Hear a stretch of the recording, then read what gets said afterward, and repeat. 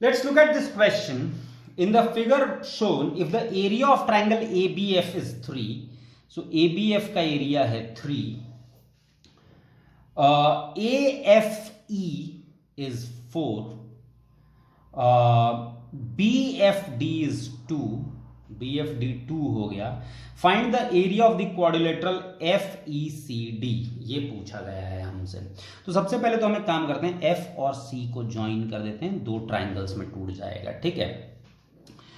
Now suppose that सबसे पहली चीज तो हम ये देखते हैं कि ये ट्राइंगल लेते हैं हम लोग, ट्राइंगल ABF एंड FBD, ये ले लेते हैं ट्राइंगल ABF एंड FBD.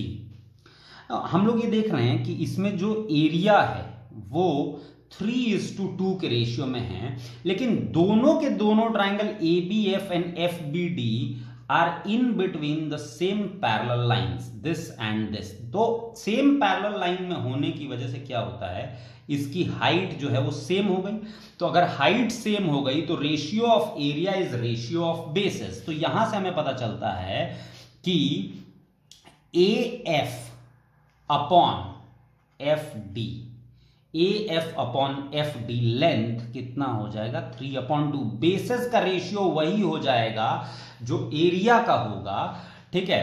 तो हमें पता चल गया इसका AF और FD का रेशियो, इसकी हमें जरूरत पड़ेगी. ठीक है. सिमिलरली अगर हम देखें triangle ABF and AFE, ABF and AFE, अगर हम इनको देखें तो हम ये देख रहे हैं कि ये दोनों ट्राइंगल्स का एरिया 3 और 4 and they are also in between the same parallel lines, this one. तो इनकी भी हाइट जो है वो सेम हो जाएगी.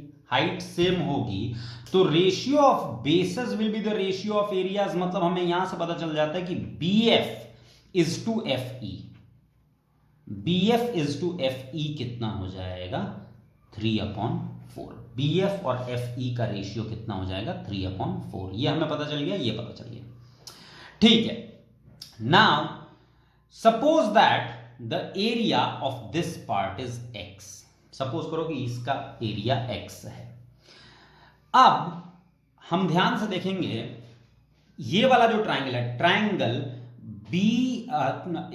ट्राइंगल EFC और FBC, triangle EFC and triangle EFC FBC,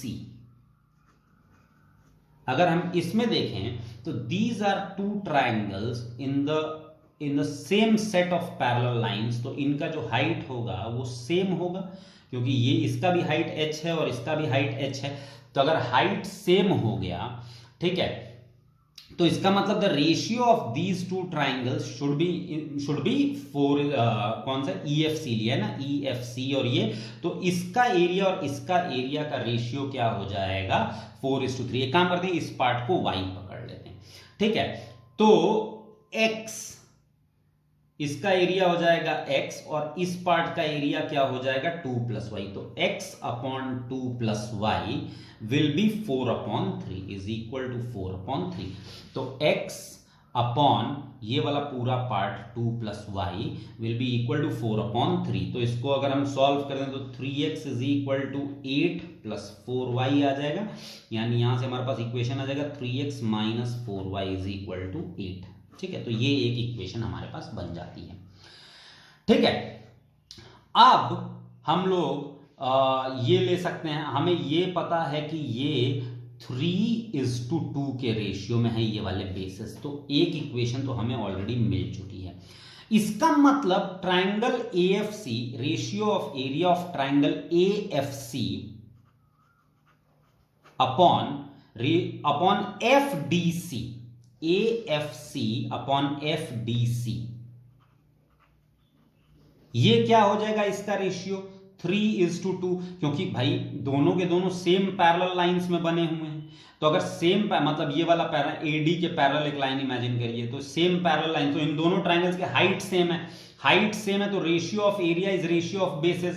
तो AF इज टू FD क्या हो जाएगा 3:2, तो ये रेशियो ऑफ एरिया क्या हो जाएगा 3:2। अगर 3:2 जगह AFC है क्या, AFC इज 4+x, तो ये हम यहां पे कर देते हैं 4+x अपॉन FDC कितना हो जाएगा y इज इक्वल टू 3/2। तो यहां पे अगर आप क्रॉस मल्टीप्लाई कर देंगे तो जगह 8 + 2x is equal to 3y, तो ये कितना हो जाएगा 3y माइनस, या यूं कर लीजिए कि -2x + 3y is equal to 8, -2x + 3y is equal to 8, ये हमारे पास आ जाएगा।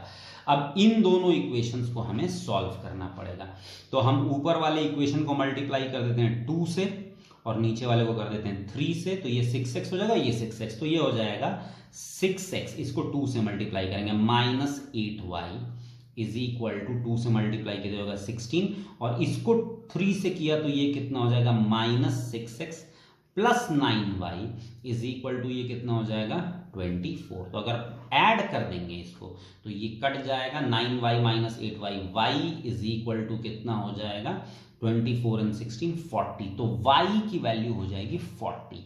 अगर y की वैल्यू 40 हो जाती है तो चाहे इसमें रख दीजिए या इसमें रख दीजिए, तो 8 + 2x इज इक्वल टू 40 × 3 120, तो 2x इज इक्वल टू कितना हो जाएगा 120 - 8 यानी 112, x इज इक्वल टू कितना हो जाएगा 2 5 10 56, तो ये हो जाएगा 56। तो ये 40 हो गया या 56 हो गया, मतलब पूरे क्वाड्रिलेटरल का एरिया कितना हो जाएगा 96। आपका आंसर हो जाएगा आंसर ऑप्शन 4।